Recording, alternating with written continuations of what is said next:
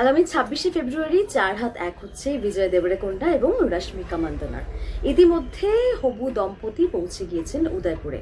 জানা গিয়েছে উদয়পুর থেকে ৩০ কিলোমিটার দূরে একটি প্রাসাদে বসতে চলেছে রাজকীয় বিয়ের আসর। আর দক্ষিণে বিয়ে মানেই সেখানে নারকোলের জল আর তাতে পুল পার্টি। সেখানে কলা পাতায় ভোজ চলছে অতিথিদের প্রধান আকর্ষণ। আর ইতিমধ্যে তোড়জোড় শুরু হয়ে গেছে নবদম্পতির। আমরা যেমনটা জানতে পেরেছি একটি প্রতিবেদন মারফত, দক্ষিণী রীতিতেই বিয়ের যাবতীয় অনুষ্ঠান সেখানে হতে চলেছে এবং খাবার দাবারেও থাকছে দক্ষিণী ছোঁয়া।